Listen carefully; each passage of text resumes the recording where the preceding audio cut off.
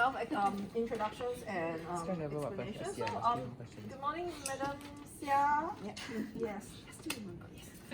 Great. Gone. Good morning, Miss Xia. My name is I'm the physiotherapist today. So we are going to get you through to probably get you to get. Sorry, no, do we have a caregiver as well? Can we have a caregiver? Please go. So I'm going to teach together yourself as well as your caregiver what we actually a technique what we call a manual assisted cough. Understand that actually because of the injury that you sustained, so unfortunately you won't be able to cough like really effectively from now onwards. So it's really important for us to master this skill. So it will actually help you to protect your airways from. It will actually help you to reduce the chance of like getting like chest infection in the times to come.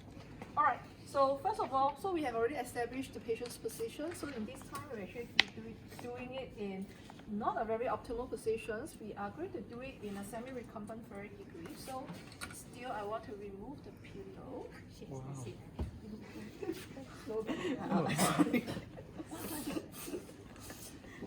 Usually, the patients cannot move spontaneously on their own.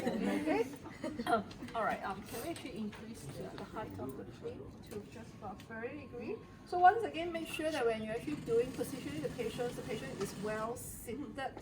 On the, well supported on the bed. The patient is actually not on any kind of slouch positions, because once again the general principle applies that they will not be able to have like a good volumes to generate. Okay, so this is something that I probably will get her to do.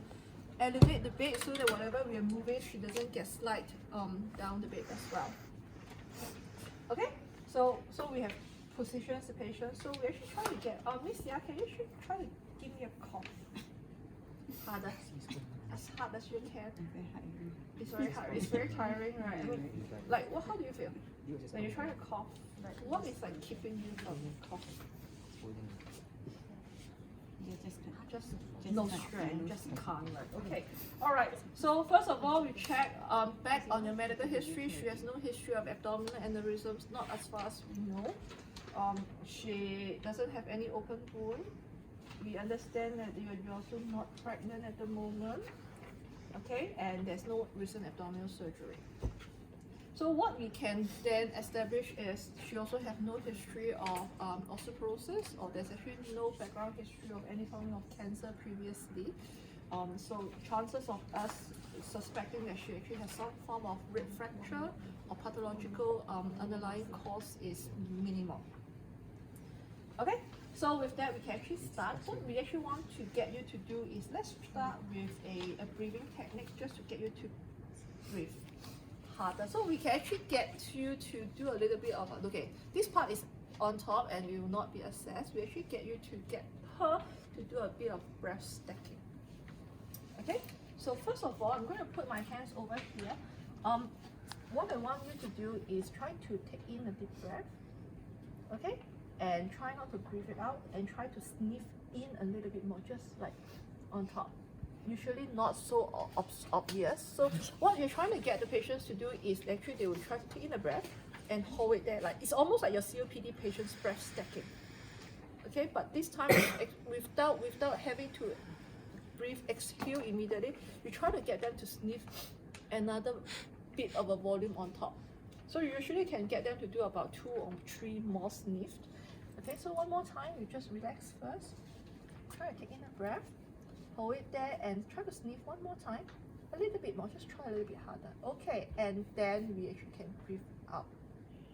Okay, so this is what I want you to do later, as we are getting prepared to get your helper to learn how to do MAC.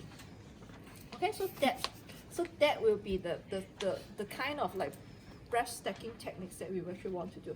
If we are talking about we actually want to use lung volume recruitment maneuver, you can actually get them to use a back mask to breathe. You can actually help to jet in that breath in for the patients, in addition for her to sniff the additional marginal volumes that we concern. Okay, so let's start with the lateral costal, since we actually have seen it on the video. So what I want you to do is the drill like that. So you are the caregiver. How are you related to her? For helper. Okay. All right. So helper, you are fully in charge of taking care of her. Yeah. So what we actually want you to do is first of all learn these techniques, and from now on you actually need to practice and do it with her routinely. Maybe probably 2 times a day, first thing in the morning after she wakes up. Okay. And just remember that you do not do it immediately after she has her meal. But after you're done with the feeding with her, you do not do this because she will vomit on you. Okay, you do not want her to vomit on you, so you do not do it immediately after she has taken her food. Alright, so remember what we say is actually the hands at the side of the costal. So this is called a manually assisted cough. So it's really at the time that we actually instruct her to give a cough, then you actually have to push in. So give me your hand, okay? What I want you to do is just, assuming she's a lay person, I really want her to feel how the ribs move. Because caregiver, remember, caregiver is not you. Caregiver doesn't know how the directions of the ribs will move. Okay, so you just breathe in and out. Okay, what I want you to feel is actually feel the movement. Okay? Right, so what we need to do is now take in a deep breath. Okay, try to sneeze one more time. One more time. And on the count 1, 2, 3, I'll say cough. You try to give us a cough. If you can look with your, yeah. No, because we are standing on both sides. So You know. okay, let me move this side. Okay, so you cough on Jason. Okay. So okay, once again, you feel for the ribs. Okay, this way. Okay, breathe. Sniff. Sniff. A bit more. 1, 2, 3. Cough. Really? Yeah. Can feel Okay, it. one more time. Breathe in. Sniff. Sniff. And cough.